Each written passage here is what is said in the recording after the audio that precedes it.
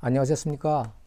오늘은 신장의 기능과 건강에 대해서 잠깐 말씀을 나눠보고자 원합니다. 신장은 혈액과 수분에 노폐물과 독소를 걸러내는 몸 안의 정수기라고 보면 되겠습니다. 아주 중요한 역할이죠. 그리고 몸 안의 나트륨의 양을 조절하고 혈압을 조절하고 뼈와 칼슘의 신진대사 그리고 혈액과 체액의 산과 알칼리 농도를 조절하는 매우 중요한 일들을 감당합니다. 신장은 모세혈관으로 구성된 사구체라는 작은 예곽이 그게 무려 200만 개 정도가 있는 그런 기관이죠. 한쪽에 100개씩, 100만 개씩 두 개 합해서 200만 개의 작은 정수기 사구체가 모여 있다고 생각하면 되겠습니다. 신장은 하루에 한 150리터 정도의 혈액을 요구합니다. 이 중에서 1% 정도의 수분을 오줌으로 배출하거든요. 이걸 저희들은 소변이라고 말하죠. 그리고 노폐물 배설은 음식물이 소화되는 과정에서 생기는 그러한 독소들을 배출하게 되는데 특별히 단백질 대사 과정에서 요소한 크레아티닌 같은 독소를 배출하게 됩니다. 이외에도 적혈구 형성을 돕고요. 그리고 비타민 D를 생성해서 칼슘 흡수도 도와주면서 인체의 모든 진액들을 총괄하고 인체의 저항력을 만들어내고 또 몸의 냉기를 막아주는 역할 등 신장이 관여하지 않는 어떤 건강의 영역은 없을 정도로 광범위하게 신장은 관여합니다.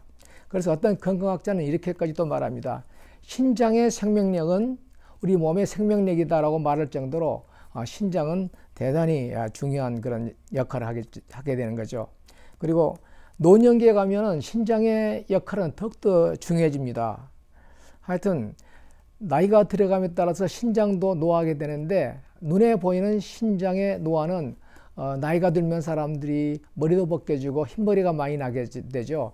이것이 우리 눈으로 확인할 수 있는 신장의 노화 현상이라고 보면 되겠습니다. 콩팥에 이상이 생긴다면 주로 혈액을 여과하는 모세혈관 덩어리인 사구체 이상이 생겨서 발생합니다. 그러면 신장에 이상이 생기면 어떠한 현상이 발생할까요? 신장도 간처럼 침묵의 장기라고 부릅니다. 어느 정도 심각하게 나빠질 때까지는 그 증상이 나타나지 않습니다. 그러나 제일 먼저 증상이 나타난다면 얼굴이 푸석푸석하게 붓고 몸이 붓는 그런 현상이 나타나게 됩니다. 그리고 신장병 환자는 피를 제대로 걸러내지 못하기 때문에 피 속에 노폐물이 남아있으면서 자주 소변을 보게 되는데 소변을 봐도 시원한 감이 느껴지지 않습니다. 그리고 또 신장이 안 좋을 때는 두통과 어지러움증이 생기는데 요독증이 생겨서 독소가 혈관과 신경을 공격하기 때문에 그러한 두통과 어지러움이 생기는 거죠.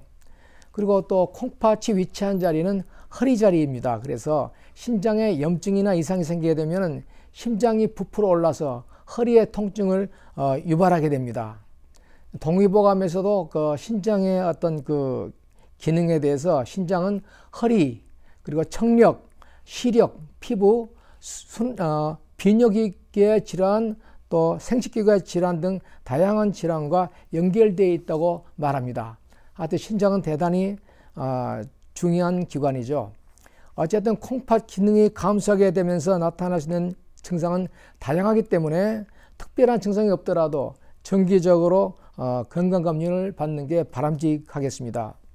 요즘에는 신장 이식과 투석을 요하는 신장병 환자가 크게 늘어나고 있는 추세입니다.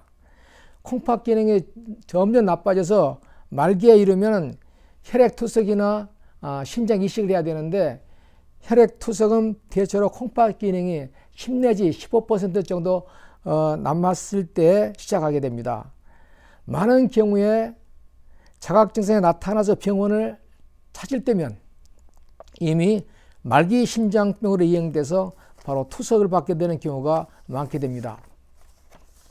한국에서는 투석이나 콩팥 이식이 필요한 말기의 그 콩팥 환자가 7만 5천 명 정도로 10년 전에 비해서 2배나 늘었다고 합니다.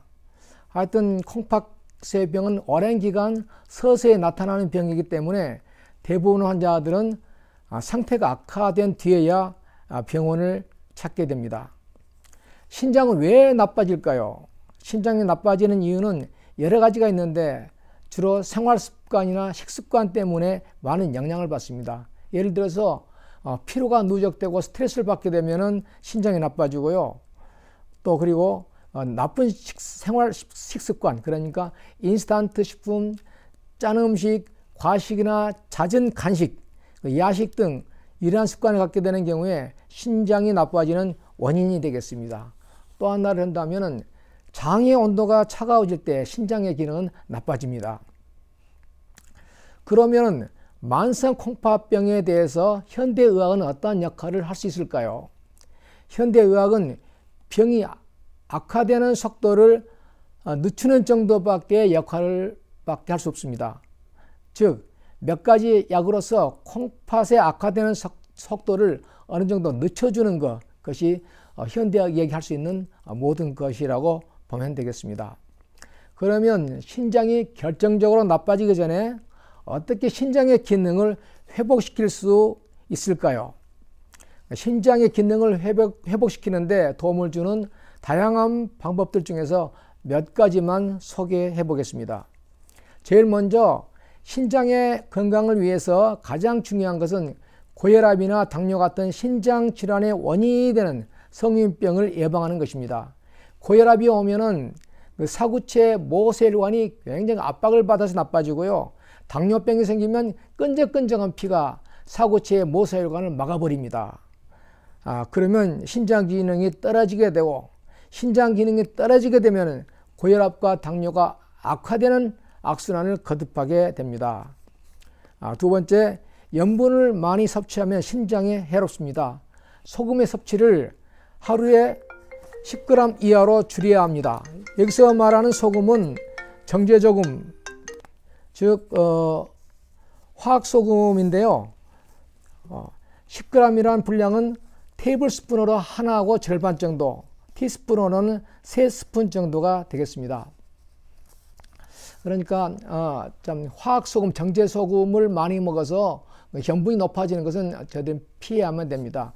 그러니까 몸에서는 적정선의 몸의 염도는 유지해야 되죠. 또 소금 염분이 낮아지게 되면 저염증으로 또 쓰러지거나 고생하게 되거든요. 그러니까 염분의 염도를 잘 맞추되 될 수 있는 대로 정제소금은 피하는 게 좋겠습니다. 세 번째, 신장 전문의들이 매우 중요하게 생각하는 것은 규칙적인 운동입니다.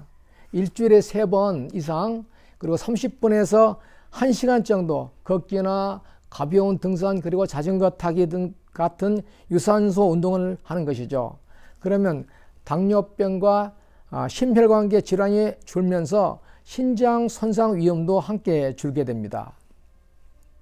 네 번째, 가능하면 족욕 같은 것을 하셔서 족욕을 하게 되면은 따뜻해진 발에 혈액이 대리 현상을 일으켜서 온몸을 순환하게 됩니다. 그 증거로 족욕을 하게 되면은 이마에 땀이 나거든요.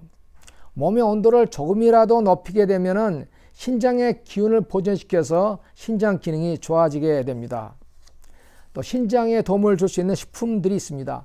메밀, 검정콩, 팥, 그리고 비트 같은 것이 있습니다. 특별히 비트 같은 것은 혈관 수리공이라고 불리는 채소로서 비타민, 미네랄이 풍부해서 꾸준히 섭취했을 때 신장 물론 혈압과 면역력에도 많은 도움을 주게 됩니다. 여섯 번째, 탄산음료는 여러 가지로 해롭습니다. 탄산음료 한 캔에는 설탕이 52g 정도가 들어있습니다. 이걸 각설탕으로 환산하면 소다 한 캔 안에 각설탕이 17개가 들어있다고 봐야 되는 거죠. 그러니까 이 엄청난 당분으로 인해서 비만과 그리고 당뇨의 원인이 될 수 있기 때문에 탄산음료는 꼭 피하시는 게 좋겠습니다. 그리고 염분이 많이 포함된 가공식품인 베이컨, 햄, 소세지, 치즈, 포테이토 칩, 팝콘 등의 식품은 피하는 게 현명합니다. 여덟 번째, 신장이 떨어지면 칼슘의 배설 능력이 떨어집니다. 그러므로 신장 기능이 안 좋았을 때 칼륨이 많이 함유된 바나나나 수박, 키위, 딸기 같은 것을 먹게 되면은 좀 어려움이 있기 때문에 이러한 과일 섭취에는 좀 주의가 필요하겠습니다. 그리고 단백질이 많은 음식을 먹어도 단백질 덕이 신장을 해치기 때문에 적당량의 단백질을 섭취해야 되겠습니다. 그리고 신장의 기능을 좋게 하는 약초들이 있습니다. 단방으로도 사용할 수 있는 약초. 이 약초 중에서 산수유는 신장을 보호하고 기력을 증강시키면서 요통과 이명의 증상에 아주 좋다고 동의보감에 기록되어 있습니다. 그리고 금행자, 어미자 같은 경우도 신장의 그 기능을 굉장히 도와주는 그러한 그 약초가 되겠고요. 특별히 또 복분자나 오디 같은 경우는 신장의 기능을 회복시켜 주는데 대단히 좋습니다. 어렸을 때 자기 집 앞에 있던 뽕나무가 있어서 많이 그 뽕나무에 어디를 따먹었던 지금 70대 중반이 되는 어느 여자분 같은 경우는 그 나이가 됐는데도 어렸을 때 신장에 좋은 어디를 많이 먹었기 때문에 흰머리도 하나도 없고요. 머리도 하나도 빠지지 않는 그러한 참 좋은 그 현상을 유지하고 있는 분이 계십니다. 10번째, 우리 몸의 신장의 경략혈을 따라서 지압해 줄 때 신장의 기능 회복에 많은 도움을 줍니다. 그러니까 이런 혈자리는 영천, 태계, 삼인교 같은 그런 혈자리가 되겠죠. 이런 데를 지압해 주는 것도 굉장히 도움을 됩니다. 그리고 한의학에서는 신장의 기능을 높이는데 육미지영환이라는 아주 그 처방을 많이 사용합니다. 이 처방은 신장의 기능을 높여주면서 신장을 튼튼하게 보강하는 그러한 작용을 하기 때문에 그렇습니다. 육미지황환입니다. 그리고 콩팥병이 있는 분들은 비타민 D 전구체를 제대로 활성화시키지 못해서 비타민 D 부족 현상을 느낄 수가 있습니다. 그러므로 하루에 15분 내지 20분 정도 햇빛을 쬐면은 비타민 D를 형성시켜서 참 몸에 좋은 그런 도움이 되겠습니다. 마지막으로 주의해야 될 한 가지만 더 말씀드리겠습니다. 옥수수 수염차를 건강 음료로 생각하고 많이 마시는 분들이 있습니다. 그렇지만 신장내과 전문의들은 한결같이 옥수수 수염차가 신장에 질환이 있는 사람들에게는 아주 악화시킬 수 있는 나쁜 요인이 될 수 있다고 말합니다. 왜냐하면 옥수수 수염차에는 강력한 이뇨작용이 있기 때문에 이것을 좀 많이 들게 되면 콩팥에 데미지를 준다고 말하고 있습니다. 네, 오늘은 신장의 건강에 대해서 이 정도로 말씀을 나눴습니다. 네, 감사합니다.